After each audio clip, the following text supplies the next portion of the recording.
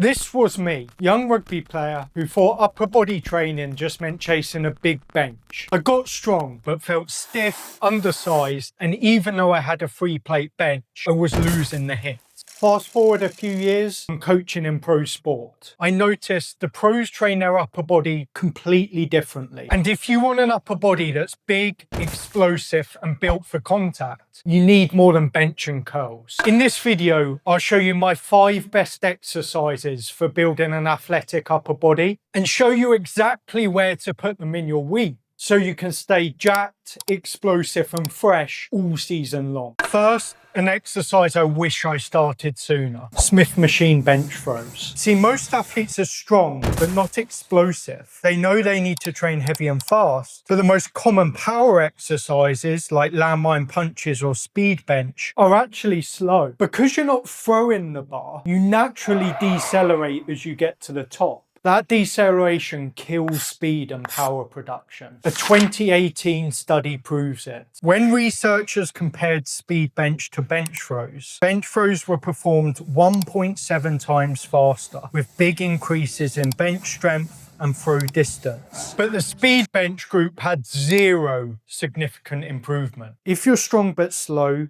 go light and snappy. And if you want raw power, go heavier and launch it. Yet there's one big limitation: you're not using your whole body. To dominate tackles, handoffs or punches, power should start in your legs and transfer through your body. No other barbell exercise builds this full body power quite like push pressing. But it took me a while to realize you've got to approach it like a weightlifter if you want the real benefits. No lazy little bump from the legs. You've got to set up properly, dip with control, and then drive with real intent. You know you've nailed the technique when you're moving 20 to 30% more than your strict press. But they're not ideal for building muscle, and size matters.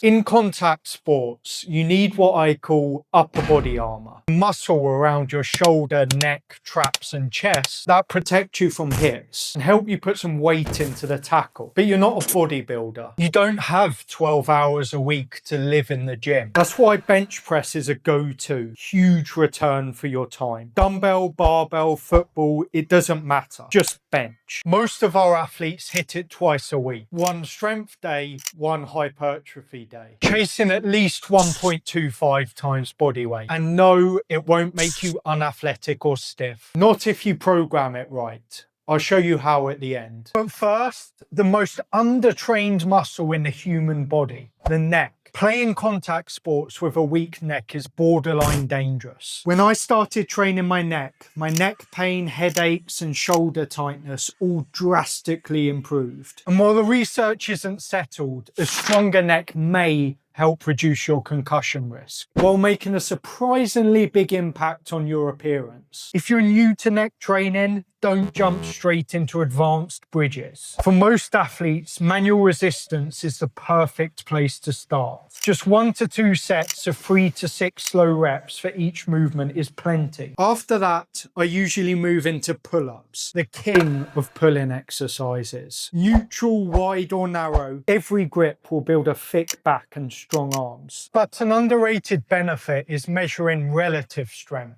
As an athlete, you should be able to move your own body weight with ease. Personally, I know I'm getting out of shape if I can't comfortably do 15 reps. But don't just do reps for days. Load them up heavy. I want my advanced athletes hitting 1.8 times body weight. And those are my big 5. But where athletes slip up is how they structure these exercises across their week. Here's 2 ways you can program them. In the off season, you can tolerate more volume. So we run 2 higher volume upper body days, aiming to slap on that upper body armor. In season, training has to work around your sport. So we keep the exercises that will make you sore as far away from game day as possible and place the power work later in the week, so you're feeling sharp, fast and explosive when it matters. If you want to know how my lower body days are structured, click here for my top 5 exercises for athletic legs. And if you've got any questions about my big 5, drop them in the comments.